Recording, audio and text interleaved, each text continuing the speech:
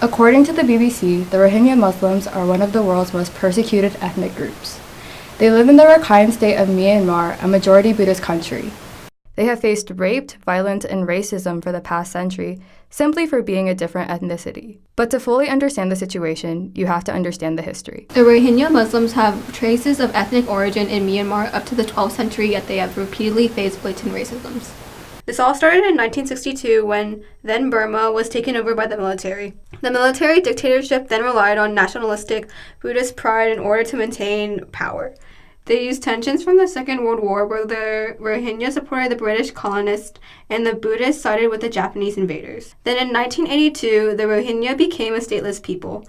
The Citizenship Act did not recognize the Rohingya Muslims even though they had a population of more than 1 million. Another wave came in 1991 when the government launched Operation Clean and Beautiful Nation.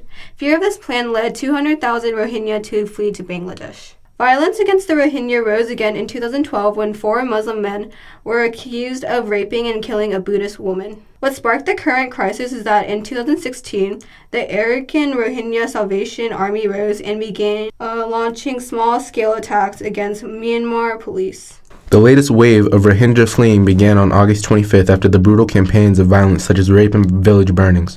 Since May of 2017, the Myanmar government has burned 430 buildings in 3 villages. Many Rohingya have also died in these attacks. During the first crackdown, 6,700 Rohingya have died in attacks.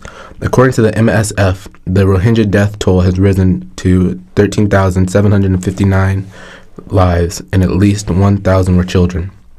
Not only have the Rohingya been killed and pushed out of their home, but many of the women and children have been raped by Myanmar armed forces as well.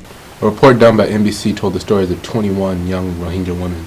What typically happens is, when armed forces storm into the home, they capture and kill the men in the house.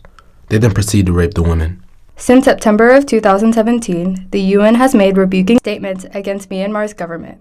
However, a source within the UN stated that Retna Lok Desalian, head of the United Nations country team, has tried to stop human rights activists traveling to Rohingya areas and public advocacy on the subject. However, the United Nations has also blamed Facebook for the spreading of hate against the Rohingya Muslims. On March 14, 2018, Myanmar officials denies that any violence was committed against the Rohingya and maintains the story that the Rohingya have burned down their own villages. The Rohingya have been persecuted, killed, and driven out of their home. Yet the world has remained silent once again.